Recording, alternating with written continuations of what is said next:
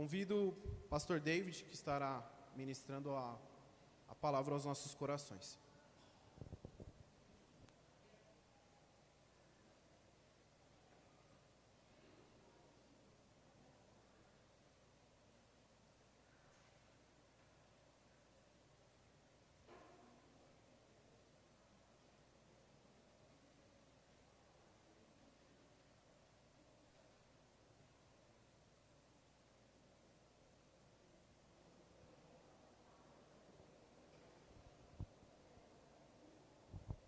A paz do Senhor, irmãos, irmãs, bom dia, né?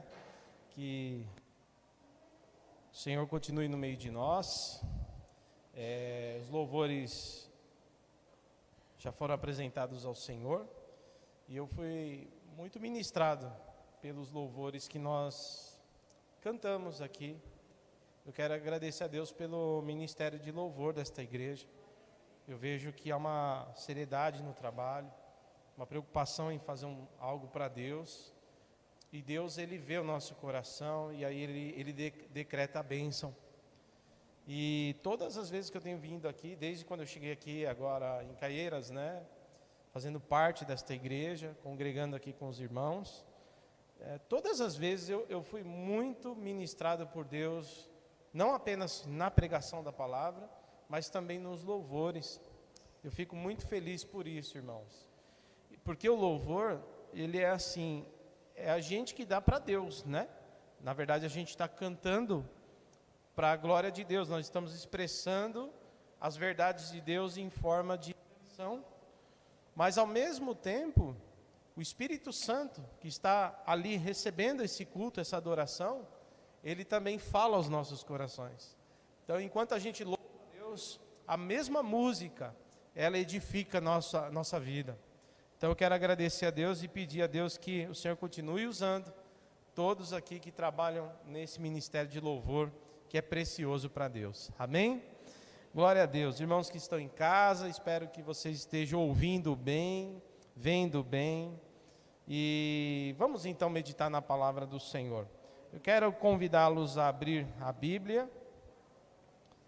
Aí no livro de Gênesis, capítulo 2.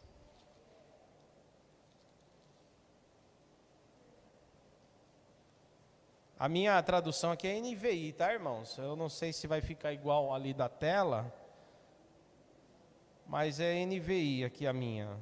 Mas eu posso ler aquela também. Não sei se é a mesma. Os irmãos conseguem pôr NVI ali também, não? Ou só outra tradução? Ali é a corrigida fiel, né? Mas tudo bem, a gente pode ler a fiel, para a gente ler todo mundo junto, não tem problema. Gênesis capítulo 2, versículo 15.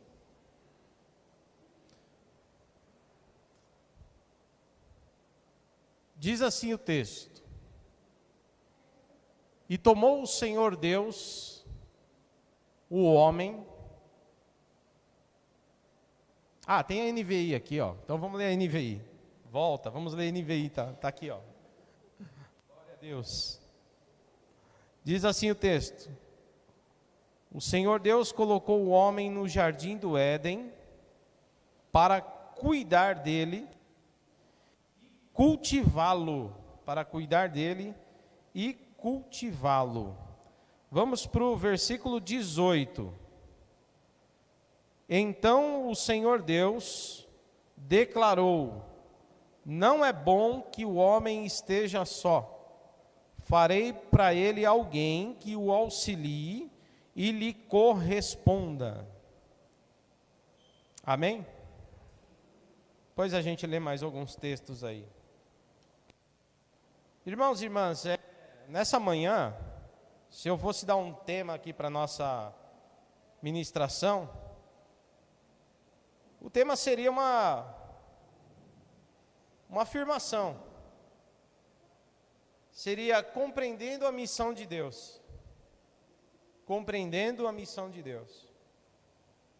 E para a gente discorrer sobre o tema, eu começaria com duas perguntas que a gente deve se fazer sempre. primeira delas é: para que Deus me colocou na terra? E a segunda pergunta seria: por que Deus formou um casal e do casal uma família? A partir daí, eu quero citar as palavras de um pastor e teólogo, cujo nome é Josemar Bessa. Ele tem bastante frase dele na internet. E uma das coisas que ele coloca, que eu gosto muito e me chamou a atenção, é quando ele diz o seguinte: Jesus nos impele a procurar alguém com quem possamos compartilhar uma missão e não apenas uma paixão emocional. Vou repetir as palavras de Josemar Bessa. Jesus nos impele a procurar alguém com quem possamos compartilhar uma missão e não apenas uma paixão emocional. Bom, a partir dessa frase de Josemar Bessa, unindo ao texto de Gênesis que nós lemos, nós começamos a perceber que Deus criou o homem para uma missão. Deus colocou o homem, como nós lemos aqui, e disse ao homem: olha, você vai cuidar do jardim, que aí está, o Éden. Você vai cuidar desse jardim, você vai zelar dele. Você vai também cuidar, trabalhar a terra. Veja, irmãos e irmãs, que Deus dá uma missão, dá um trabalho, dá uma ocupação para Adão.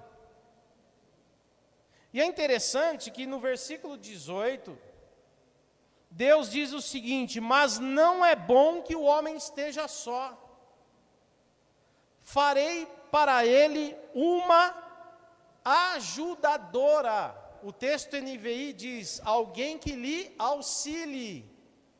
Auxilie. É que a gente pega o texto isolado. A gente gosta de ler textos isolados, mas a Bíblia ela não foi feita para a gente ler um versículo isolado do outro. O versículo 18 está completamente ligado ao versículo 16. Ele está dizendo o seguinte: olha, eu estou dando para você um jardim, eu estou te colocando no jardim para você cuidar do jardim, para você cuidar da terra, para você zelar pelo jardim, trabalhar aí o jardim. Mas ele diz: porém não é bom fazer isso sozinho. Está entendendo? Não é um texto romântico. O versículo 18 não é um texto romântico, não é um texto, olha, não é bom você estar só, porque, veja, os animais, o leão tem a leoa, a girafa tem o girafo, né? né? A coelhinha tem o coelhinho. Não, veja bem, isso aí é uma coisa nossa, essa paixão é nossa, essa coisa emocional é nossa. O que o texto está nos revelando é que no versículo 15, Deus coloca o homem, dá uma missão para ele, dizendo: você tem um jardim para cuidar, você tem uma terra para trabalhar, tem muitas tarefas para executar, e você não dará conta sozinho. Está entendendo? Por isso que ele diz: colocarei com você uma auxiliadora, para que você consiga cumprir a sua missão. E eu quero dizer para os casais que estão aqui, os que estão em casa, usando o texto bíblico e as palavras de Josemar Bessa, o teu encontro, o teu casamento, o teu relacionamento vai além de uma paixão emocional. Deus colocou na mão de vocês um jardim para cuidar.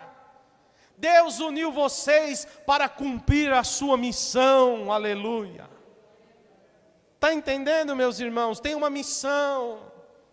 Por isso que eu digo para os jovens, não é que a gente é intolerante, Não é que a gente, vocês fazem acepção de pessoas. Não, não é isso.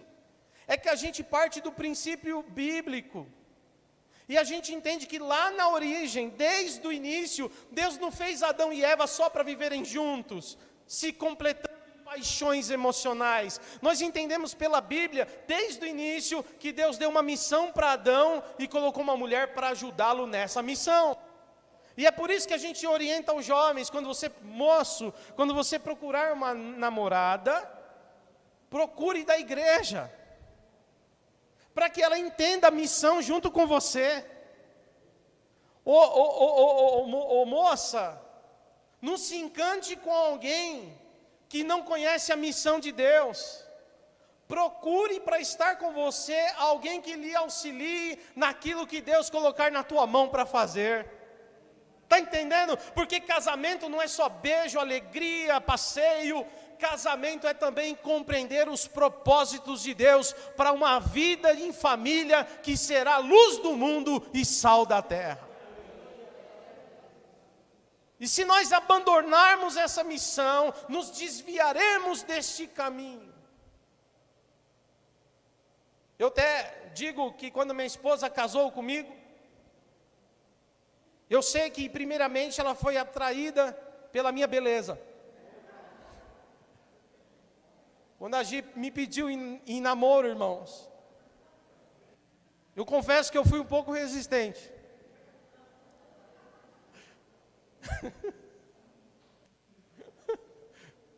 Eu não queria namorar muito com ela, mas ela dizia: você é lindo demais. É pecado mentir no púlpito, né, irmãos? Que Deus perdoe. Na verdade, eu amo minha esposa. Eu tenho vou fazer 22 anos de casado. Mas eu estou com a minha esposa há 28. Nós temos 28 anos juntos. E deu o que deu para conquistar essa mulher. Olha, eu fazia de tudo.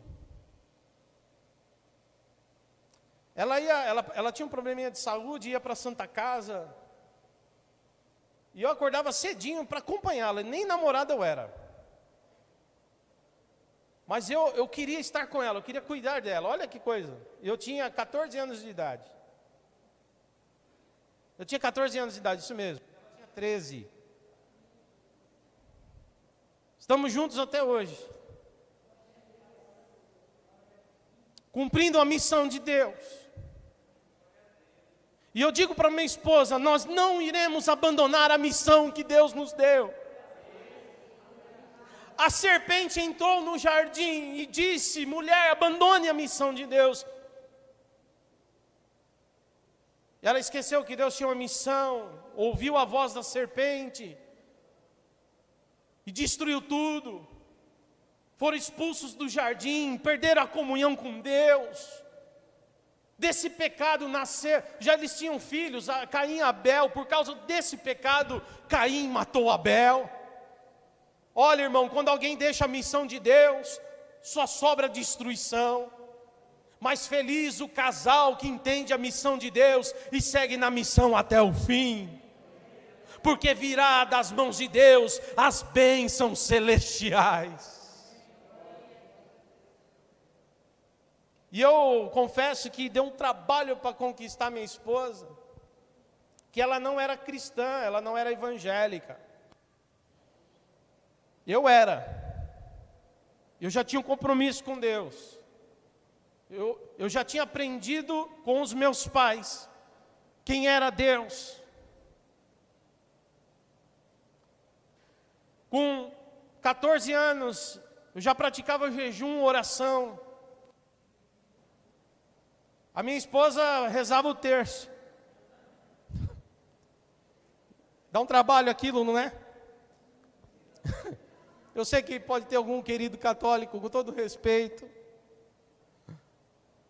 Eu não julgo as pessoas pela religião, não. Mas eu estou falando aqui de um compromisso com Deus, segundo a palavra, está entendendo?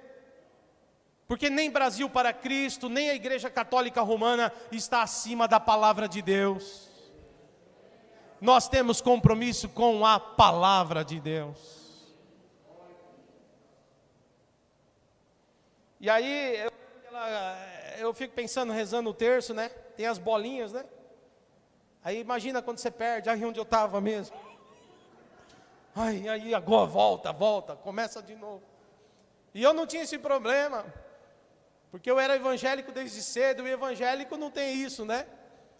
O evangélico deita, ora deitado, de pé, sentado, de joelho, ele tem uma convicção de que não é por muito repetir que ele será ouvido, mas porque ele tem um Deus em quem ele pode confiar.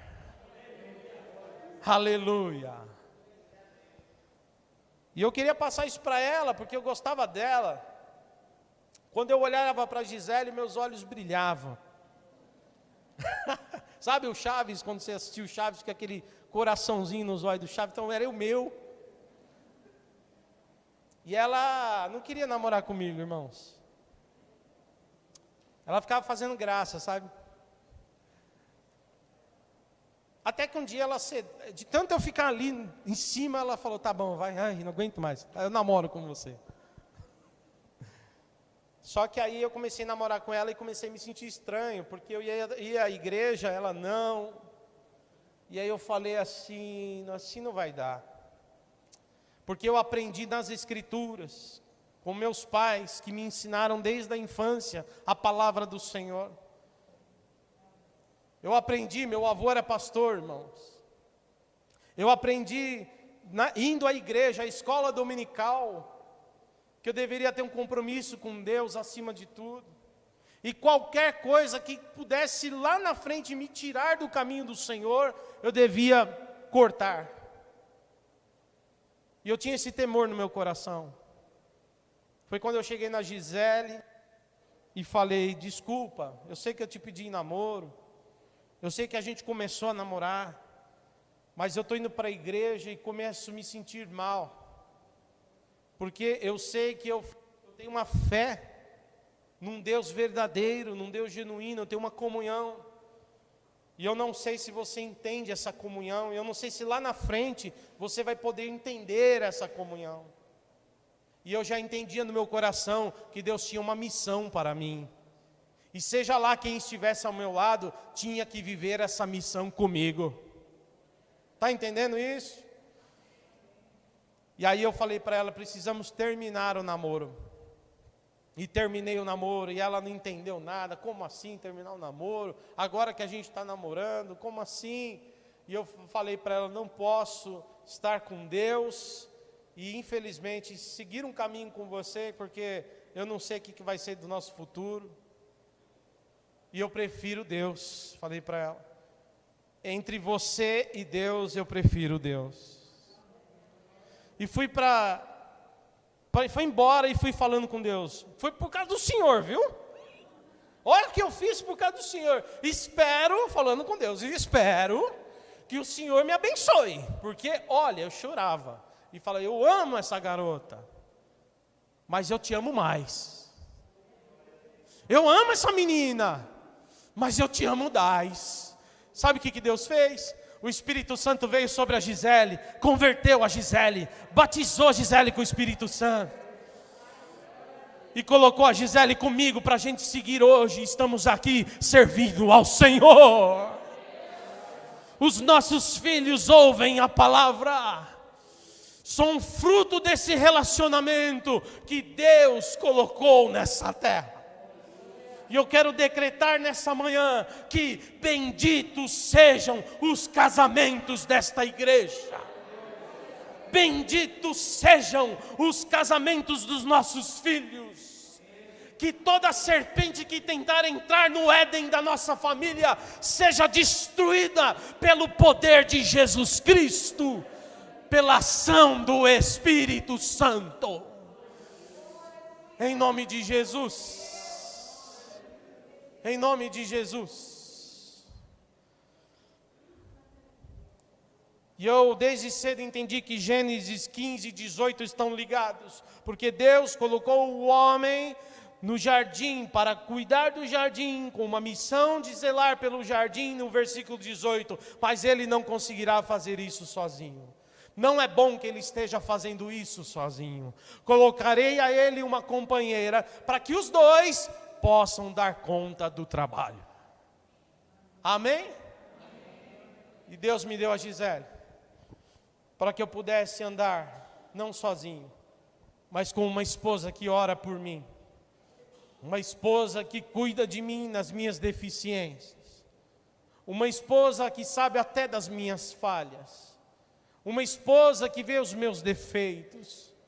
Mas dos meus defeitos ela ora, ela cuida de mim e me ajuda para que eu possa cumprir o chamado de Deus. Isso é um casamento. E eu não estou falando porque eu sou pastor. Porque temos diversos dons na igreja, e todos eles são valiosos. Eu acabei de falar aqui, que os irmãos do louvor, aqui as irmãs do louvor, enquanto ministravam, eu recebi a ministração, a palavra de Deus, em forma de canção no meu coração, e ali eu me alegrava em Deus. Bendito seja Deus pela vida dos ministros de louvor desta casa. Eu não canto, eu não sou ministro de louvor, eu não tenho os dons aqui, mas como eles são preciosos para essa liturgia. Que seríamos de nós se não tivéssemos os nossos irmãos diáconos que cuidam de nós, que fazem a recepção, pessoal do serviço social, das crianças que estão sendo ministradas, ensinadas. O que seríamos de nós se todos nós tivéssemos um só ministério? Conforme Paulo trata em Coríntios 12, da sua primeira epístola. Mas louva a Deus porque tem diversidades de dons. Nós cantamos aqui, meus dons e talentos são para te servir. Oh glória! Então, independente do ministério que você tenha, você tem uma causa, você tem uma igreja, você tem uma família, você tem uma missão de Deus. E que Deus abençoe sua vida, seu casamento, e os coloque no centro da vontade do Senhor para cumprir a sua missão. Uma vez dito isso, eu quero mostrar o casal Priscila e Áquila. E eu gostaria que você abrisse a Bíblia, ou a gente pudesse ler juntos aqui, em Atos 18. Atos capítulo 18, você que está em casa, a minha oração é que você também seja impactado pela palavra, assim como nós somos impactados pela palavra aqui nesse recinto. Glórias a Deus.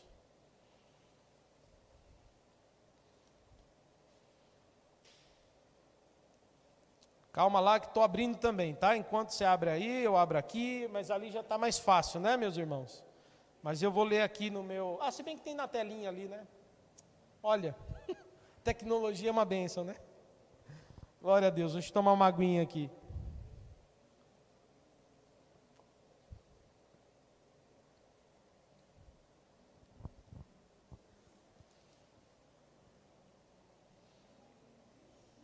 É Atos 18. Vamos ler então Atos 18? Vou ler ali com os irmãos na tela. Depois disso, Paulo saiu de Atenas e foi para Corinto. E ali encontrou um judeu chamado Áquila, natural de Ponto, que havia chegado recentemente da Itália com Priscila, sua mulher. Pois Cláudio havia ordenado que todos os judeus saíssem de Roma. E Paulo foi vê-los. E uma vez que tinham a mesma profissão, ficou morando e trabalhando com eles, pois eram fabricantes de tendas. Todos os sábados, ele debatia na sinagoga e convencia os judeus e gregos. Depois que Silas e Timóteo chegaram da Macedônia, Paulo se dedicou exclusivamente à pregação, testemunhando aos judeus que Jesus era o Cristo. Opondo-se eles e lançando maldições, Paulo sacudiu a roupa e lhes disse: caia sobre a cabeça de vocês o seu próprio sangue. Eu estou livre da minha responsabilidade e de agora em diante eu irei para os gentios.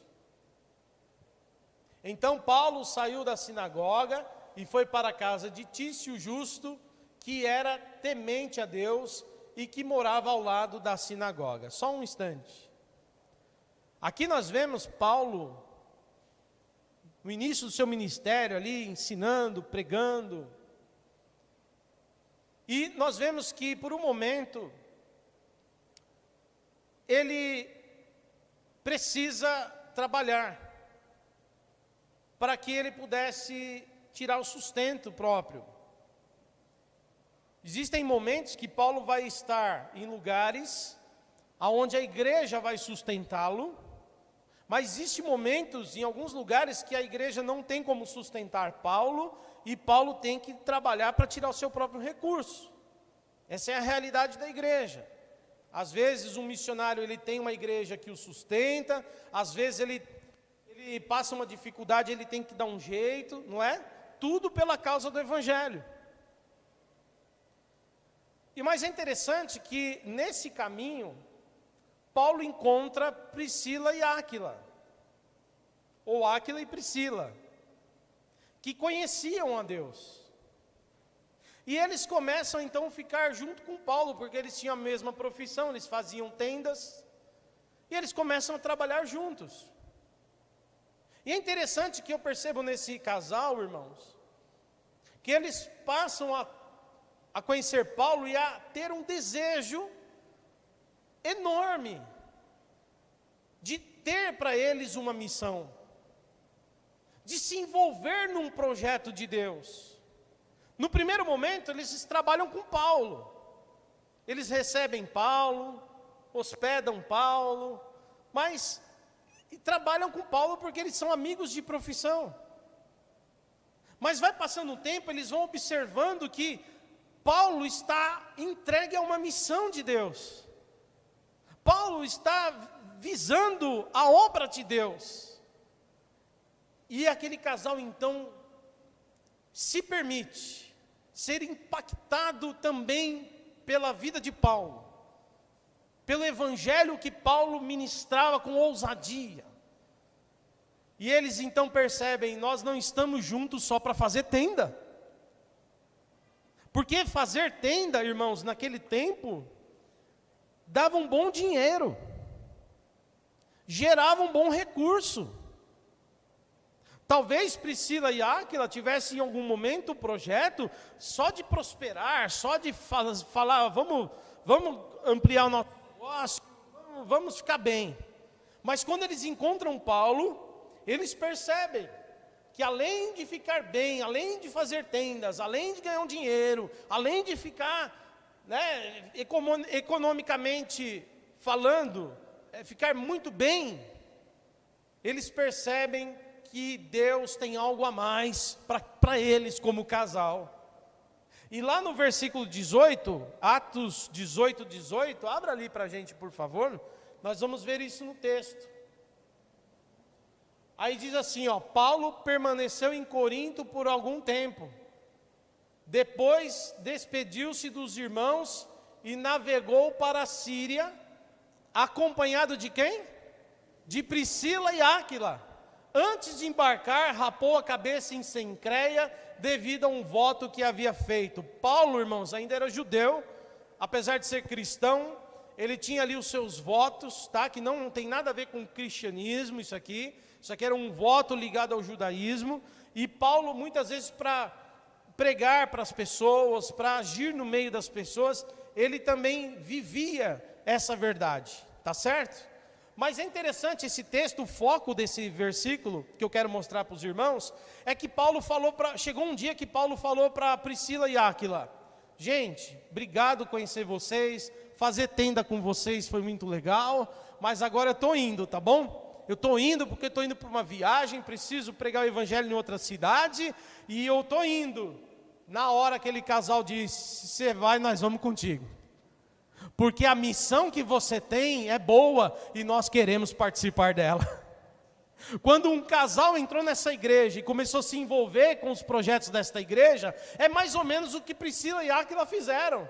Eu não quero só viver a vida de uma paixão emocional. Eu não quero só ficar junto para a gente viver bem, prosperar, comprar carro, comprar casa. Eu quero também um pouco da missão de Deus na minha vida.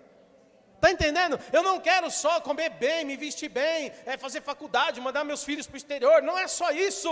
Eu também tenho interesse na mesma missão de Paulo. Eu quero ser participante do Evangelho.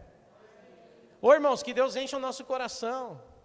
Você que é casado, você que está na igreja, você que é jovem, um dia vai casar, você possa ouvir essa palavra. Espera aí, eu quero sim isso aqui. Lógico que vai vir prosperidade, lógico que vai vir amor, beijo, carinho, vai nascer filhos, vai ter, um monte de coisa boa, e vão trabalhar, e vão prosperar, e vão comprar coisas, e vão, sim, claro que sim, mas que como Priscila e Áquila, todos nós como casais, possamos dentro do nosso chamado, dentro do nosso ministério, nos envolvermos com a obra de Deus. Amém? Então eu peguei esse casal porque eu acho lindo, eles largaram, falaram assim, não, você vai para onde? Você vai para lá? Então nós vamos contigo. E começaram a seguir Paulo, porque encontraram no evangelho que Paulo pregava, uma verdade tão preciosa, que eles não poderiam ficar fora daquele projeto. Amém? Agora, nós temos uma situação de que Deus sempre quis estender isso do casal para os filhos. Passar do casal para os filhos o ensinamento. Isso é desde o Antigo Testamento. Vamos ler Deuteronômio? A partir do versículo, capítulo 6, a partir do versículo 1.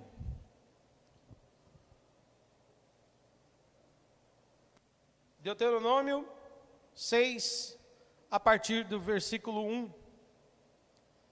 Isso aqui é lá no tempo de Moisés. É a lei que Deus dá a Moisés, para Moisés passar para o povo. E o povo estava prestes, o povo hebreu, os hebreus, durante a peregrinação no deserto, ficaram 40 anos andando pelo deserto, eles haveriam de entrar na terra que Deus lhes prometera. Deus já tinha prometido essa terra para Abraão, lá atrás. E esse povo, aquela geração dos que nasceram, dos que eram crianças no deserto, daqueles que nasceram ali no deserto, durante essa peregrinação, esse povo herdaria a terra. Olha que coisa tremenda. Só que a terra que eles iam entrar era uma terra boa, olha isso, era uma terra boa, mas tinha muita coisa estranha naquela terra. Porque eles encontrariam povos que, apesar de viverem em terra boa, não tinham compromisso com Deus. Eles encontrariam povos que não tinham nenhum temor desse Deus único, verdadeiro. Povos que tinham costumes idólatras, costumes pagãos. Povos que gostavam de consultar o futuro, que gostavam de praticar feitiçaria, povos que tinham requintes de crueldade, de maldade, de perversão, sem nenhum tipo de moral. Mas o nosso Deus é um Deus moral, amém? E basta você dizer, eu não faço porque meu Deus diz para não fazer, não precisa nem de explicação. Oh, mas por que você é contra o aborto? Porque o meu Deus é contra o aborto. Isso basta. Não tem discussão. Por que você é contra o divórcio? Porque o meu Deus não se alegra que haja separação num casal. Você pode repetir tranquilamente aquilo que você aprendeu na palavra do Senhor. E não precisa de explicação maior. Deus estava preparando esse povo dizendo, vocês vão para um lugar que a terra é boa, e preste atenção nisso.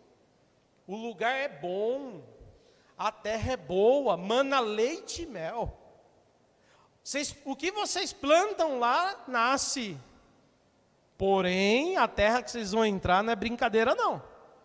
Eles têm povos que cercam a terra, que têm costumes terríveis, que não agradam a Deus. E vocês vão ter que aprender a ter no coração de vocês a vontade de Deus. Vocês vão ter que passar isso para os filhos de vocês, para que lá na terra boa, eles possam se lembrar qual é a vontade de Deus e qual a missão de Deus para eles. Vamos ler o texto.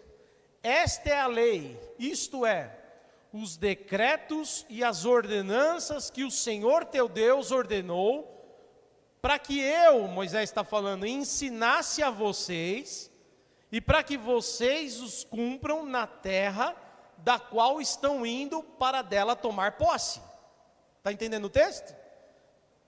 Versículo seguinte, olha lá, desse modo, vocês e os seus filhos, olha o projeto de Deus, vocês e os seus filhos, e os seus netos, temerão ao Senhor, o seu Deus, e eles obedecerão a todos os seus decretos e mandamentos que eu lhes ordeno, todos os dias da sua vida, para que tenham vida longa. Aleluia. Olha a promessa de Deus aí, promessa de Deus. Olha o próximo versículo, ouça e obedeça, ó Israel, assim tudo lhe irá bem, e você será muito numeroso numa terra, onde há leite e mel, com fartura, como lhe prometeu o Senhor, o Deus dos seus antepassados. Ouça, ó Israel, o Senhor é o nosso Deus, Ele é o único Senhor. Olha só, ame ao Senhor seu Deus, de todo o seu coração, de toda a sua alma e com todas as suas forças. Próximo. E que todas as palavras que hoje eu lhe ordeno, esteja em seu coração. Ensine-as com persistência aos seus filhos. Converse com elas quando estiver sentado, sobre elas, sobre essas palavras, quando estiver sentado em casa, quando estiver andando pelo caminho, quando se deitar e quando se levantar. Amém? Até ali. Esse texto ainda é para nós também. Não é um texto para ficar lá no Antigo Testamento. Porque esse texto que nós acabamos de ler, tem princípios para hoje. Desejo tanto que meu filho entre numa USP. Desejo tanto que ele entre numa universidade federal. Um exemplo, tá, que eu estou dando. Ou então que meu filho vai estudar numa PUC, uma das melhores universidades de São Paulo. Eu desejo uma terra boa, uma faculdade boa. Talvez ele faça medicina, talvez ele faça direito, talvez ele faça, sei lá, qualquer outra coisa, mas ele vai lá e vai ter sucesso, porque é uma terra boa, e eu estou orando a Deus que abra essas portas. Mas quando seu filho chegar na melhor universidade, ele vai encontrar toneladas de ateus, ele vai encontrar gente que usa cocaína, maconha, gente que gosta de sexta-feira à noite fazer festinhas, vai encontrar gente promíscua, vai encontrar gente que desdenha da nossa fé, vai encontrar estímulos sensuais para cair em pecado, vai encontrar de tudo naquela boa universidade. Mas louvado seja Deus, se meu filho entender a missão, se o teu filho entender a missão, ele permanecerá firme naquilo que ele aprendeu. O Senhor está dizendo, não pare de ensinar seus filhos, porque os seus filhos serão impactados por essa palavra, porque essa palavra não é de homem, essa palavra é de Deus. essa palavra sustenta, essa palavra limpa, essa palavra liberta, essa palavra confronta, essa palavra nos leva à vontade do Pai. Está entendendo isso? Não é um texto antigo, é um texto atual, porque você vive numa terra boa. São Paulo é bom. Você tem bons trabalhos, boas oportunidades, boas faculdades, bom tudo, mas ao mesmo tempo você tem feiticeiros no teu caminho, você tem idólatras no teu caminho, você tem sensualismo no teu caminho, você tem apelações da promiscuidade no teu caminho. E como, Senhor, cumprirei a missão? Se eu estiver firme na palavra de Deus. Se essa palavra estiver dentro do meu coração, como nós cantamos aqui, guardei a minha palavra no meu coração, para eu não pecar contra ti, Senhor. Aí ele está dizendo, ensine isso, vocês pratiquem, e ensine isso aos seus filhos, e os seus filhos ensinarão aos seus filhos. Ou seja, você será uma bênção, seus filhos serão uma bênção, e os netos serão uma bênção. Porque o Deus que nos acompanha é um Deus que pode acompanhar nossa casa, nossa família, de geração em geração, aleluia. Que essa palavra gere vida e fé no teu coração. E alguém diga, mas pastor, está desviado, está quebrado. O Deus que eu prego é o Deus que também vai atrás. É um Deus que ouve orações. É um Deus que liberta, é um Deus que salva. É um Deus que não desiste de ovelhas perdidas. Os homens desistem, mas eu não estou falando de homens, eu estou falando de Jesus de Nazaré, o sumo pastor, que deixa as 99 no aprisco, e se for preciso, ele vai atrás de uma, porque ele não deixa ninguém para trás. E aí, meus irmãos, é exatamente isso que nós estamos falando nessa manhã. Nossa família não é só para ter casa, carro, faculdade, isso, aquilo. Nossa família foi levantada porque Deus nos colocou como que num jardim, para preservar, cuidar e zelar por Ele, para a glória do Pai. E se eu viver essa missão, minha esposa viver essa missão, nossos filhos aprenderão conosco essa missão, e os filhos dos nossos filhos também. A igreja é composta de famílias. A igreja é composta de pessoas que formam famílias, e essas famílias juntas que formam a igreja de Cristo, o corpo de Cristo na terra, que Jesus disse um dia aos discípulos, vocês vão para o mundo, e no mundo vocês vão ser luz, no mundo vocês serão sal. São os nossos filhos que vão impactar a geração deles, são os filhos dos nossos filhos que estarão ali para pregar no tempo deles. Quando nós formos chamados pelo Senhor para irmos para a glória, nossos filhos e os filhos deles estarão aqui militando e combatendo o bom combate. Essa é a missão de Deus para a igreja.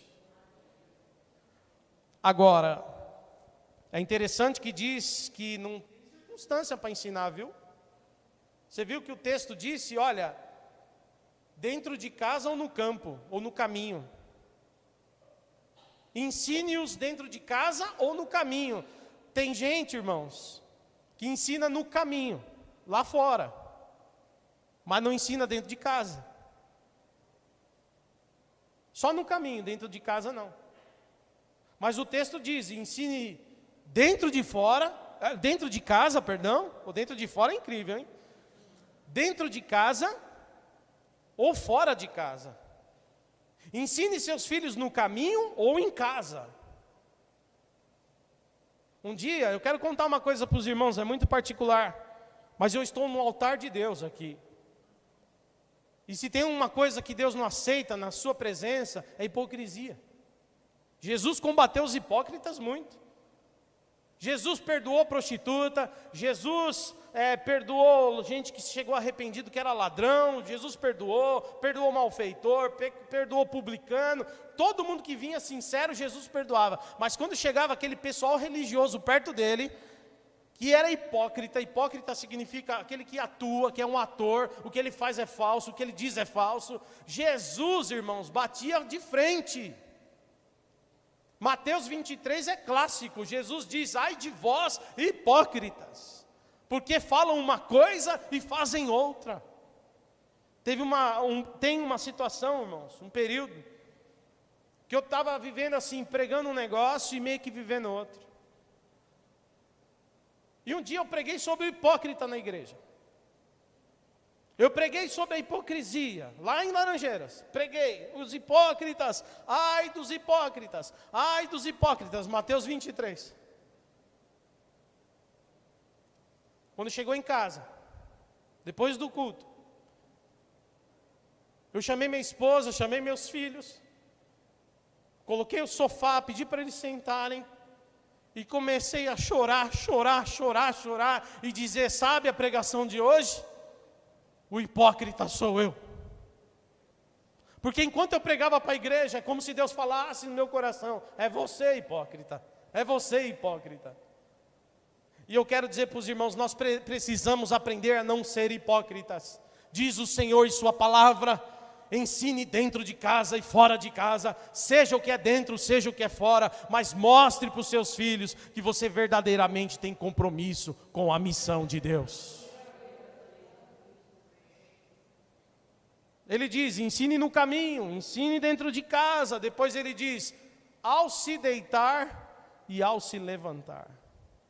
Ele está dizendo que não tem hora, pode ser de dia, pode ser de noite, que a nossa vida seja verdadeiro testemunho de alguém que verdadeiramente tem um encontro com o Evangelho.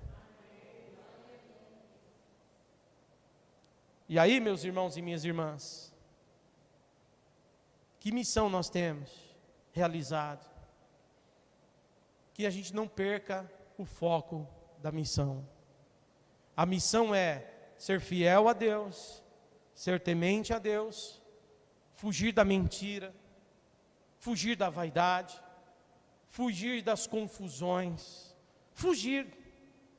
Não quer dizer que eu e você não venhamos tropeçar nessas coisas, mas que imediatamente possamos, ao errar, enxergar o nosso erro e abrir mão da vaidade, da soberba, e possamos chamar as pessoas e dizer: me perdoa.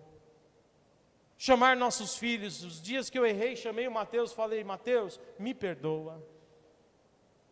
Porque eu preciso que meu filho entenda que eu não sou perfeito, mas eu preciso que ele entenda que eu reconheço quando erro, porque eu não quero me desviar da missão de Deus. Está entendendo? Eu não me esqueci do meu chamado, eu não me esqueci porque eu fui salvo. Você não se esqueça, porque Jesus te salvou. Sua família é a sua primeira missão, teu casamento é a tua primeira missão, a igreja, que é composta de famílias, é a sua primeira missão. E aí a gente sai pelo mundo espalhando o Evangelho, dizendo: eu vivo o que eu estou te ensinando, eu aprendi a viver o que eu estou passando para você. Eu sei que não é fácil, não é mesmo fácil, nunca será fácil, mas eu louvo a Deus que temos o Espírito Santo. A Bíblia diz que Ele opera tudo em todos. Ele opera tudo em todos. Como dizia João Calvino: quando erro sou eu, quando eu acerto é o Espírito Santo em mim. Aleluia. Talvez seja por isso que Paulo diz: sejam cheios do Espírito Santo. Eu quero finalizar a palavra dizendo o seguinte: que temos na igreja pessoas que ainda... culto acabou 11h30, né? É isso? São 10:11, eu já estou indo para o fim. Eu espero que cada palavra que saiu daqui desse púlpito, você tenha recebido como palavra do Senhor. Em nome de Jesus. Quando eu oro antes de subir para o culto, para o púlpito, duas coisas eu peço a Deus. Não é muito nhenhenhê não, irmãos. Não é muito nhenhenhê não, porque Deus sabe que somos nós. Somos todos comedores de arroz e feijão e farinha. Mas aquele que opera em nós é grande e poderoso. Duas coisas eu peço a Deus quando subo num púlpito. É Deus, em primeiro lugar, tenha misericórdia de mim, misericórdia, porque vou pregar a tua palavra. Vou explicar isso. É interessante que algumas pessoas não têm o marido na igreja. Existem casos de irmãs que estão na igreja e o marido ainda não é um convertido. Preste atenção nisso. O marido ainda não é. Existem casos de que o marido é, como nós temos lá na igreja de Perus. Tem um irmão lá, que ele é da igreja, crente, mas a esposa não se converteu. Por quê? Quando ele veio para o evangelho, só ele aceitou Jesus, mas ele já era casado. Existem aqueles que, os dois eram do mundo, um só aceitou Jesus, o outro ainda não veio para o evangelho. E aí a pessoa tem que viver assim. Mas escute o que eu vou dizer. Existem alguns que, infelizmente, alguém esquece da missão. Os dois eram crentes, mas por um momento o marido fala, cansei de igreja, cansei da missão de Deus, estou abandonando a missão. O marido desvia, fica casado, mas desvia, não quer mais saber da igreja, não quer saber de nada, e a mulher fica servindo a Deus sozinha. E às vezes o marido passa por isso, irmãos. É menos, geralmente é mais as mulheres que são firmes, né? Mas tem homem que passa por isso. Eu estou falando isso porque eu não conheço a vida dos irmãos aqui, em Caieiras. Eu conheço alguns irmãos aqui, mas pessoalmente eu não sei da vida de cada um. Mas eu quero trazer uma palavra para você dentro disso. Em primeiro lugar, a salvação dos nossos cônjuges não dependem de nós. Então, em primeiro lugar, sinta paz em teu coração. Porque se Jesus não salvar ele ou não salvar ela, não é você que vai salvar. Quem salva a gente é Deus, pela ação do Espírito Santo. Então se sinta em paz, em primeiro lugar. Segundo, não pare de orar por ele. Não pare. Siga orando por ele. Não pare de orar por ela. Siga orando. Porque em algum momento, esse Deus para quem você ora, no momento dele, ele pode vir com a sua glória, e essa pessoa não resistir ao poder de Deus, e se entregar a Jesus Cristo. E melhor, ficar mais crente que você até. E terceiro ponto, não é, desculpa, eu vou usar o termo que eu não deveria usar, mas vou usar, não é com chatice que você convence essa pessoa. Se você vem para a igreja, Deus vai pesar a mão na gente, porque, não, se você não aceitar Jesus, olha, não tem, você tem que ir para a igreja, vamos, e, aquela coisa chata, não é assim não, é orando por ele, orando por ela, se você é ela, e se você é ele, ganhe-o pelo amor, faça a melhor comida para esse marido, dê a ele o melhor tratamento. Porque talvez ele enxergue um amor que vem de Deus na sua vida. E isso o atraia para o Senhor. Amém? Não tem outro jeito. Siga o teu caminho em paz. Agora, você tem uma missão. Não abandone a missão de Deus por causa de que seu cônjuge não está na missão. Não desista do caminho, porque ele ou ela não está na missão. Porque Deus tem um projeto com você. E se você tem filhos, acredite, através da sua fidelidade, Deus colocará o teu filho no caminho dele. Tem isso na Bíblia, sabia? Tem um exemplo na Bíblia. Eu quero que vocês leiam comigo, por favor, Atos 16:1. Atos capítulo 16, versículo 1. É a história do Timóteo.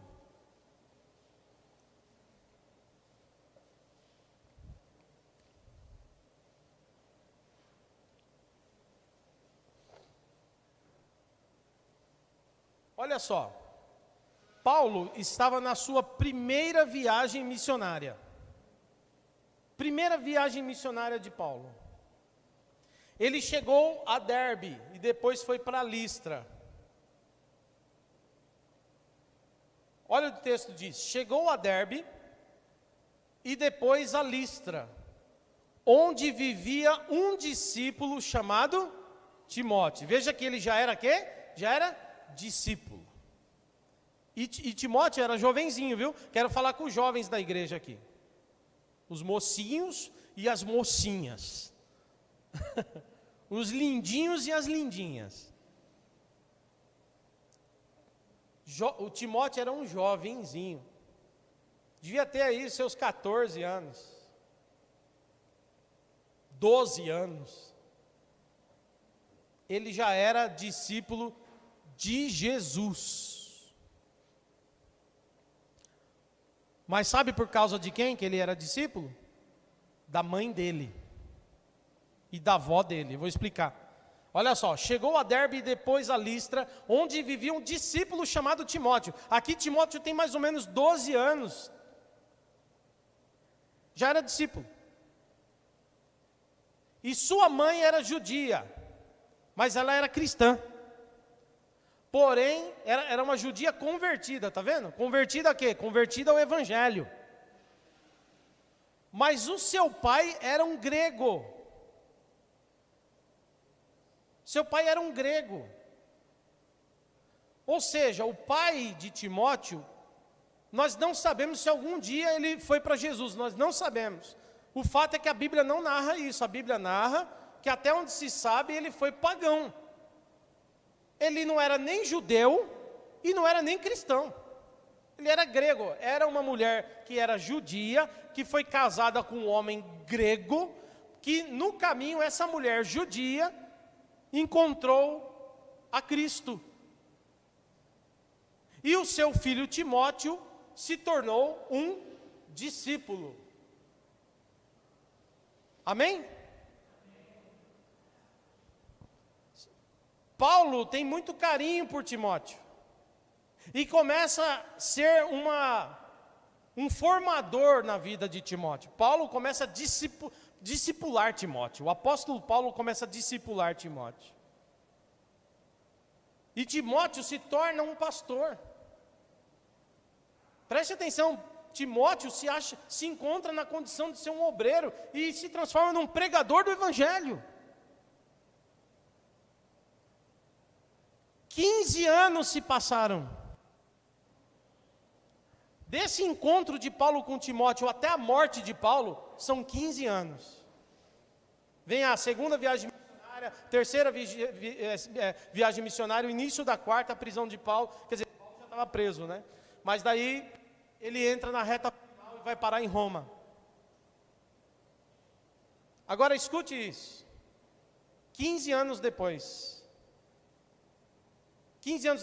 Timóteo já está lá com seus 30 anos de idade quase. E já é pastor, porém jovem, mas já é pregador do evangelho. E aí Paulo vai lembrar de quando encontrou Timóteo. E vai falar com ele na sua epístola, que está lá em 2 Timóteo, abra com a gente. Segunda epístola de Timóteo, capítulo 1, e o versículo 5.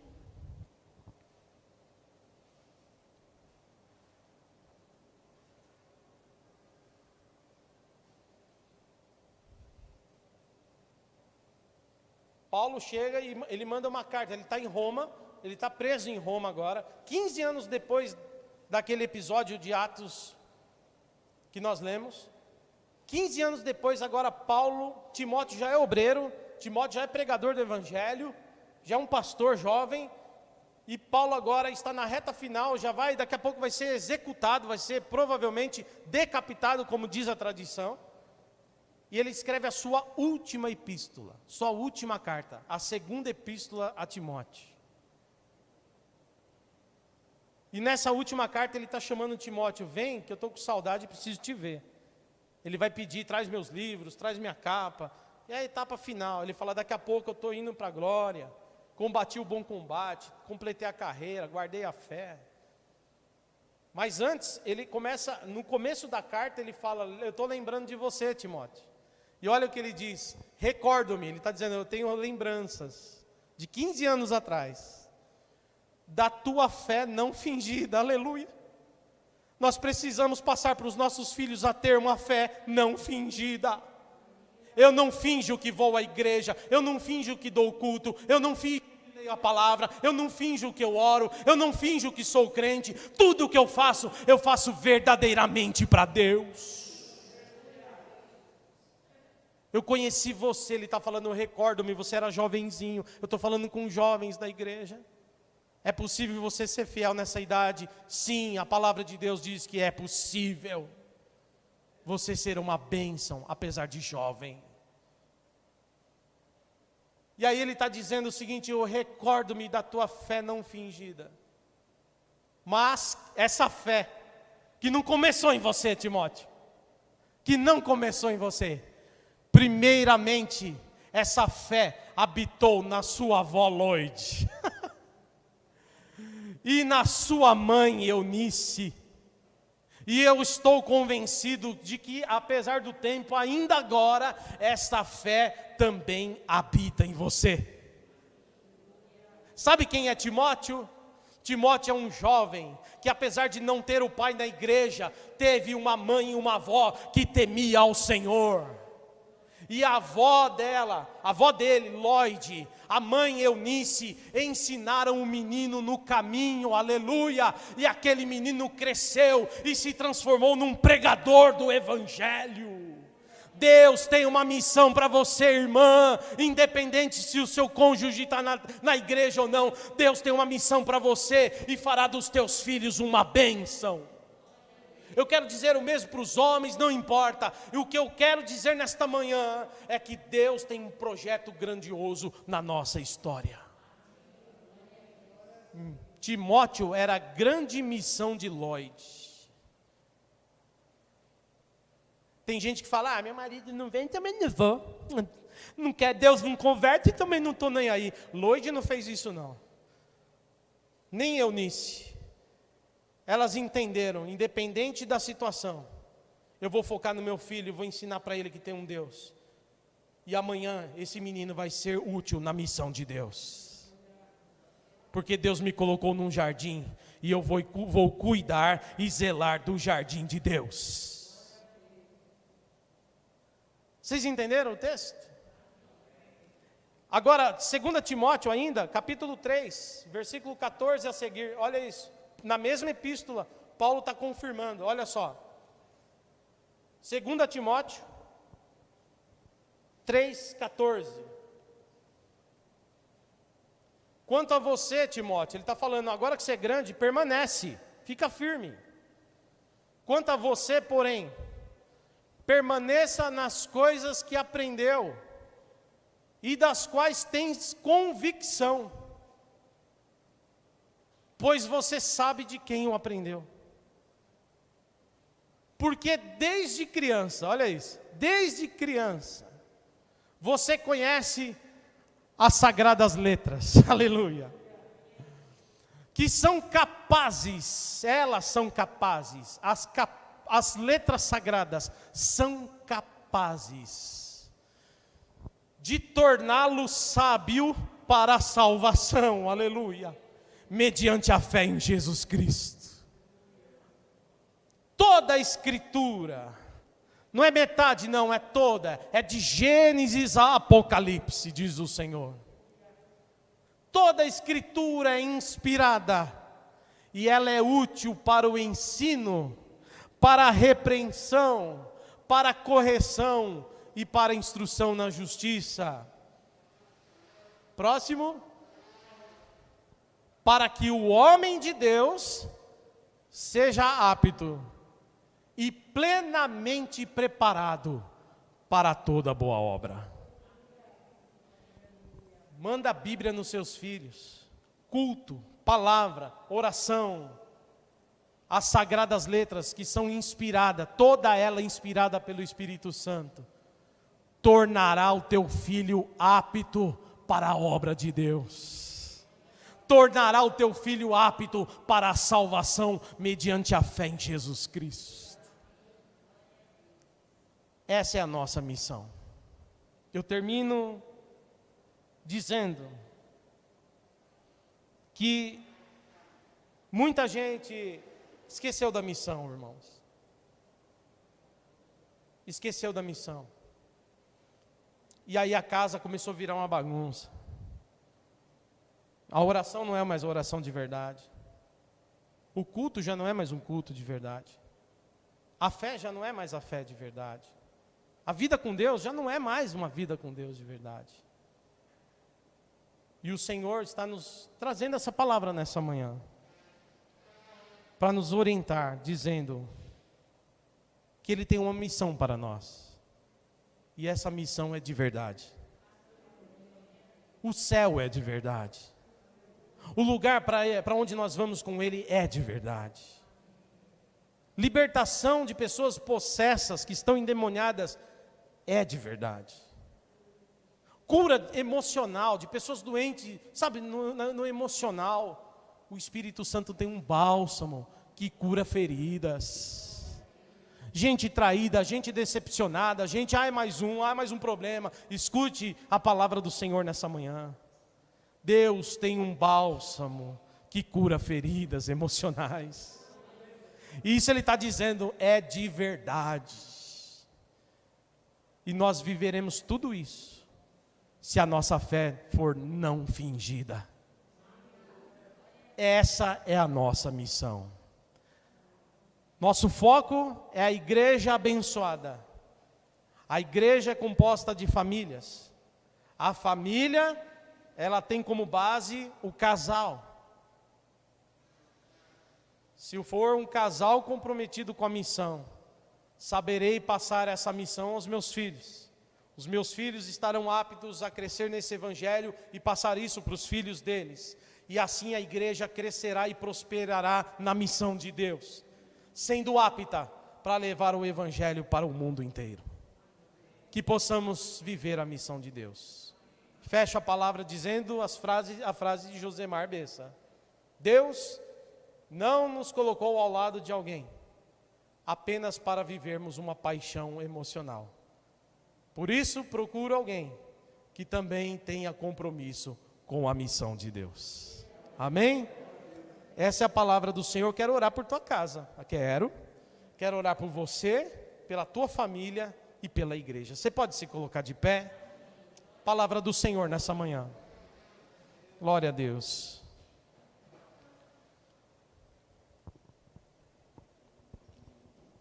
Senhor, nessa manhã, mais uma vez, a tua palavra foi ministrada aqui nesse lugar. E nós sabemos que a tua palavra, ela tem poder por si mesma. Não é o pregador, Senhor. Pregador é só instrumento. A tua palavra chama a gente de vaso. Vaso de barro, Senhor. Que pela sua misericórdia carregamos em nós os tesouros divinos. A glória de Deus. E nessa manhã, Senhor, a tua palavra foi ministrada. Que o Senhor encontre nos corações terra fértil. Que possamos sair daqui mais uma vez dizendo obrigado, Senhor, porque mais uma vez o Senhor nos coloca no centro da tua vontade. O Senhor nos lembra da missão. O Senhor nos lembra do porquê estamos casados. O Senhor nos lembra porque nossa família está na igreja. O Senhor nos lembra porque temos os nossos filhos. Pai, um dia lá no início, a mulher esqueceu dessa missão e ouviu a serpente. E ela foi ao homem, esqueceu da missão, falou com o homem esqueceu da missão e ouviu a voz da mulher. E o final foi catastrófico, porque eles saíram do jardim, foram expulsos do jardim, perderam uma comunhão com Deus, os seus filhos depois não foram ensinados direito, um matou o outro, e foi uma coisa ruim. Mas daí veio Jesus com a sua graça maravilhosa, e disse: eu não darei mais palavras que vocês ouvem, mas agora eu habitarei dentro de vocês, colocarei dentro de vocês o meu Espírito Santo, aleluia, para que o teu Espírito Santo nos leve, nos conduza a viver a vontade do Senhor. Pai, faz isso em mim, eu estou aqui, Faz isso no teu servo, continuamente, que eu nunca me esqueça da missão. Faz isso na minha esposa continuamente, que ela nunca se esqueça da missão. Pela sua infinita graça, alcança o Mateus e o João, meus filhos, que eles nunca se esqueçam da missão. Porque tem um Deus verdadeiro, aleluia. Ainda que na igreja apareça alguém de fé fingida, a fé pode ser fingida, mas Deus é verdadeiro. A palavra é verdadeira. O poder não está nos homens, o poder está em Cristo, aleluia. Deus, abençoa as famílias desta igreja. Eu oro pelos casamentos, tem apelações, tem tentações, eu repreendo em nome de Jesus. Que o marido não pense apenas na relação emocional que ele tem com a esposa, mas que ele olhe e diga: eu tenho um compromisso com Cristo e sua missão, aleluia. Que a esposa pense igual sobre o marido, eu peço que os filhos pensem nisso. E assim, Senhor, os filhos serão uma bênção, e os filhos dos filhos serão uma bênção. Deus, usa a tua igreja, continua usando a gente nos seus projetos. Eu oro por todos aqui, eu oro pelo pastor Orlando Máximo, pelo presbítero Fernando, pelos demais obreiros aqui que ministram, os irmãos que estão agora na preparação do presbitério, pelos diáconos, porque eles têm casamento, são casados, abençoa eles e sua família. Deus, eu oro, abençoando todos aqui dos departamentos que trabalham com crianças, com as mulheres, os irmãos que trabalham com louvor. Pai, Satanás olha e diz: eu quero destruir a missão, eu quero acabar com a missão, eu vou parar e eu vou tentar entrar no meio desse jardim com as minhas mentiras, mas eu repreendo em nome de Jesus. Eu repreendo em nome de Jesus. Guarda-nos, livra-nos, e que não nos esqueçamos da missão de Deus. Abençoa, Senhor, e oro para aqueles que estão afastados do Evangelho, as irmãs que estão labutando, orando, que elas não desistam, que elas se entendam: Deus tem uma missão comigo. Elas possam orar por sua casa, elas possam entender: minha casa ficará de pé, porque eu estou na presença de Deus. Que elas possam orar por seus filhos, olhar para o futuro e ter esperança, porque Deus é um Deus de esperança, aleluia. Em nome de Jesus, que as minhas palavras, eu te peço humildemente, Senhor, nessa manhã tenham sido palavra sua para a tua igreja, e que o Senhor abençoe esta igreja e a missão dela, o trabalho dela, que prospere, que traga mais pessoas para esse lugar, que a igreja cresça, avance, como uma igreja sadia, onde tua palavra é ministrada. Em nome de Jesus, nós oramos todos juntos nesta fé, para a glória do teu nome. Amém, Jesus. Amém. Amém, meus irmãos. Vamos aplaudir Cristo. Deus abençoe. Glória a Deus.